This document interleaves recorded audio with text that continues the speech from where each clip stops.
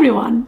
In today's video, I'm going to be sharing with you my undoubtedly unpopular opinions on a handful of products which it seems to me the whole world seems to rave about, apart from me in the naughty corner. But in the interests of honesty on this channel, I just want to share my real opinions with you. Nothing is sponsored, nothing on this channel is sponsored or in any way given any inducement.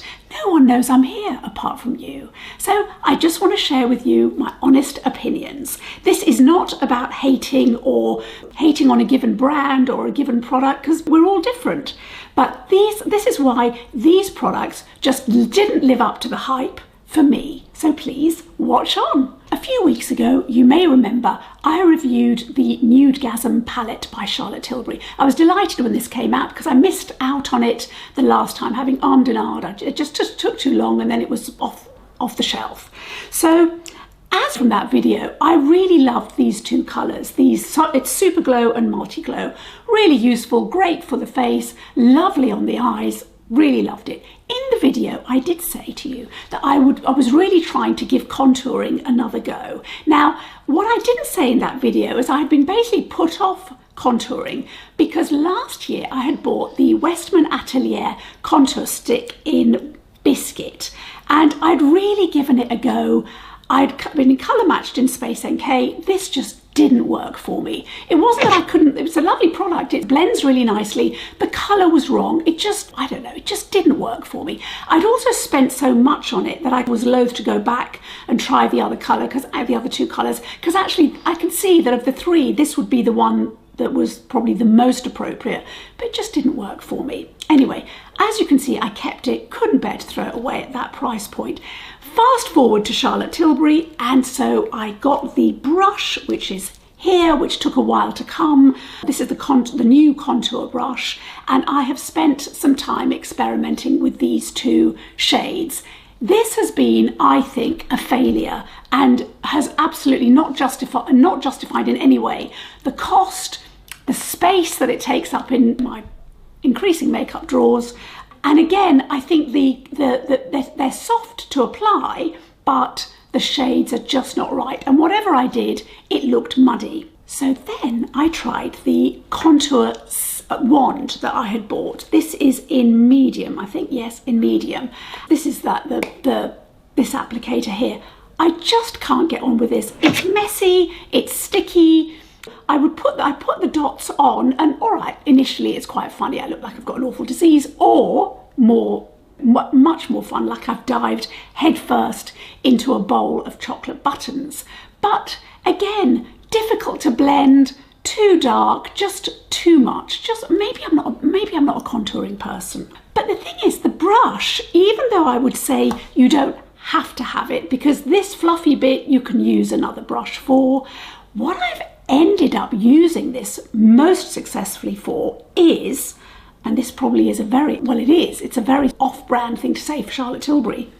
I was wandering past the Clinique counter and I bought this Chubby stick, notwithstanding the fat shaming in the makeup world, which we're going to ignore. This only comes in one colour, and it's a soft chocolate, very milky chocolate colour. And I find this absolutely perfect. Now it's £26.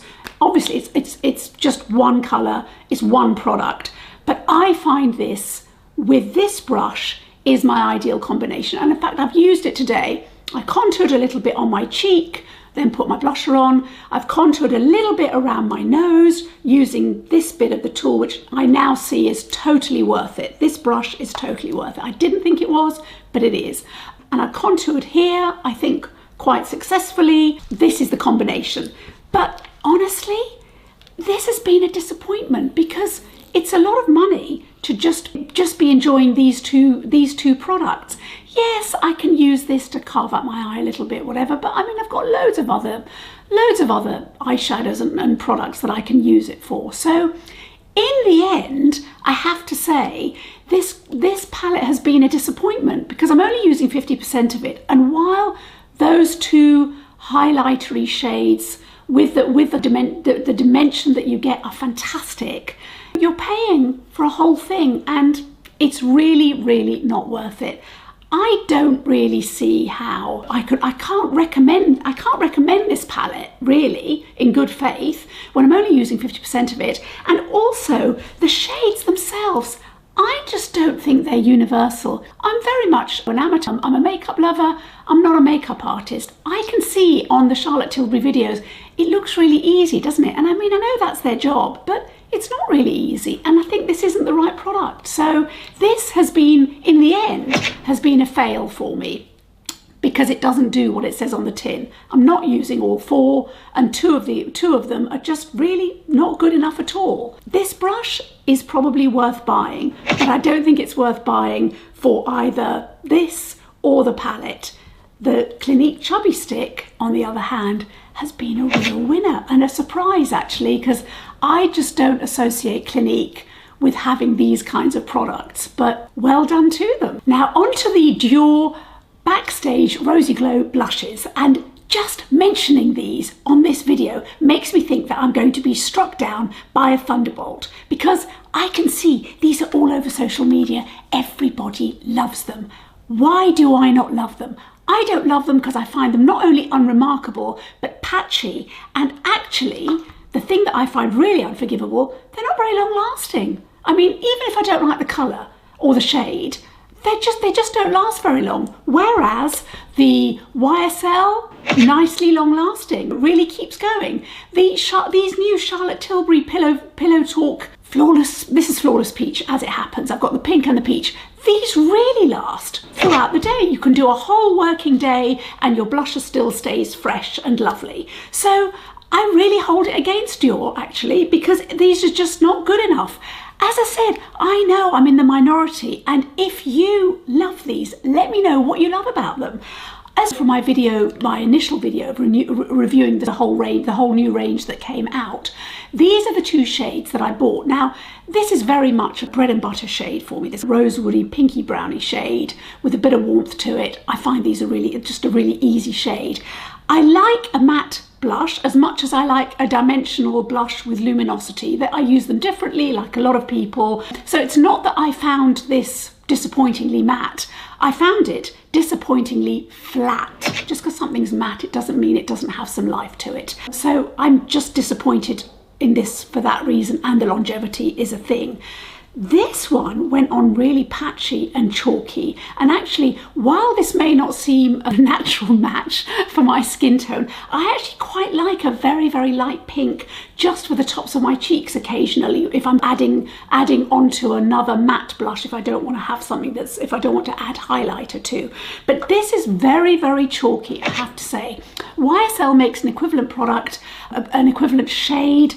Is it Baby Doll, which I've tried in store and is very similar, but is actually lovelier and isn't chalky and isn't flowery on the skin, on my complexion. And also, interestingly enough, this palette by Natasha Denona, which I know at the time was derided, the what's it called? The hyper natural face palette, looks like this. It's got a really similar shade that goes on delightfully. I'm wearing it at the moment in this one here, and it's absolutely lovely, lovely and smooth, not patchy, just great. So that's the Natasha Denona here, and that's the Dior. But what I want to say is, this is disappointing from a quality and a texture point of view as much as it's a disappointment from a shade point of view. Honestly, if I've made a mistake in the shade, I'm happy to own it. This is that's just par for the course, especially when I'm buying things for the channel and for review purposes. But actually, I can see in this that the formula just isn't up to it. It's absolutely, for me, not worth the money. I can pay a lot less for a blusher and get much better quality. So really very disappointing, but as I said, if I make it to the end of the video and I've not been struck down, I will be amazed. The makeup by Mario, I've got to say this really carefully because it's a real tongue twister. Soft Sculpt Transforming Skin Enhancer. Did he do that purposely? Looks like this. I bought it last summer. I know exactly the finish that I was after, and this did not give it to me. This has been all over social media last year, maybe before, I don't even know when it came out, but I bought it last summer. And I'm seeing it again now, because of course it's that time of year. I find this really hard to work with. I can get a nice finish, and you can see from the amount that I've used, I have given it a good old go. I'm not quite hitting pan, but I have experimented with it. It takes an awfully long time for me to get the lovely glowy effect that I see Mario doing in his videos and a load of makeup artists doing. It's not very user-friendly in my view, and it's not really for the amateur who's just doing it occasionally and isn't really au fait with using this product every day of the week. So to that end, this really annoyed me. However, by chance, you may know from the video that I think released last week, I stumbled across this Charlotte Tilbury product that I bought many months ago, and it's got a very long name and I can't remember. Oh, it's the Unreal Skin Sheer Glow Tint Hydrating Foundation Stick. This is the product that does what I wanted this to do, and this is a lot easier. You just put it on, brush, and you're done, and you're out the door. I've worn this weekend. I wore it Friday, Saturday, and Sunday, and it just looked lovely. It's not too glossy, it's really smooth. I'm a very dry, mature skin.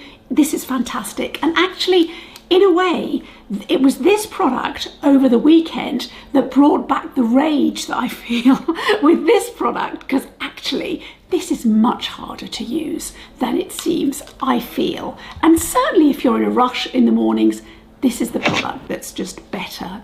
It's a better for me spring summer product. But again, this is very much the darling of social media. It is all over social media yet again for the time of year that we're in, for that glowy look. And I just don't get it. Again, I know I'm in the minority. It feels like I'm in the minority. It pains me as well, because with Makeup by Mario, I do enjoy the powder and I do love the lip products. But this, I just can't do it. This is much better. Merit Beauty is the darling of social media and content creators and makeup artists. And I can see why, just because I love the Minimalist, which is their foundation stick. I've spoken about this before, and I'm not loving, but I am liking and enjoying using, and I haven't regretted purchasing the Uniform, which is the SPF 50 sort of tinted moisturizer. I am enjoying it. What I'm not enjoying, and I am really disappointed because it's such a contrast to the great experience I've had with the complexion products, is this, which is the Flush Balm. Now, I got it in Cheeky for review purposes, and I really like the colour. Here's what it looks like on the hand. Above is the Dior Rosewood. I mean, these are the shades I just really like, so it was going to be a good fit for me. The downside is it goes on really smoothly. I love it. The downside is it just doesn't last. I mean, when I originally did a wear test, I gave it a really long go, and I thought, oh, okay, it didn't last the full 10 hours, 11 hours, but actually this barely lasts 2 hours. It's also dual purpose. You're also meant to be able to use it on your lips. That's a disaster. I don't like these products anyway to use on my lips. I want something proper on my lips because I've got dry lips, so that's neither here nor there. But in terms of its initial basic purpose as a cheek product, it does really fail. It pains me, as I said. Also, I love it because it looks really cute, so I feel I should press it. This whole clown's nose thing, I feel if I press it I'll get a klaxon sound and it'll be fun, but that doesn't happen. I have tried it a few times. I'm not getting any sounds from it. But anyway, it's a real disappointment. This is a real social media story, I have to say, so well done for Merit, because they're all over it, and they also do these special little kits that you get this in and whatever. It's just a disaster. And honestly, if I'd paid £8 for it as a drugstore product or whatever, I'd think, okay, you paid your money, you make your choice. But at this price point, it's absolutely not worth it, and a real disappointment, I have to say. Now, I know Tom Ford is revered in the makeup world, and as a recent convert to the eyeshadow quads, clearly I've bought into the fact that I have to spend this ridiculous amount of money to get 4 of the most superb eyeshadows I think that have ever graced my eyelids. However, I bought 2 of the Soleil lip balms for review purposes. I bought Getaway and I bought, I want to say Out of Here, but it's not, it's Escapist. Now, Getaway is the one that I've worn the most because it's that Your Lips But Better shade that I like and find really easy. My gripe is that it just doesn't last. And I don't mean last like a lipstick. I understand with a balm we just keep reapplying, and I'm happy to reapply actually throughout the day. It barely lasts an hour, I have to say. So I don't want to say it lasts a cup of coffee, because it doesn't last through a cup of coffee. It barely lasts an hour of me sort of doing anything at all. Now, I kept using it. And then what happened was I bought one of the new Givenchy lipsticks in the rose from the Rose Perfecto range, and the Tom Ford compares really badly with the Givenchy. They're similar price points, so it's not really a price issue.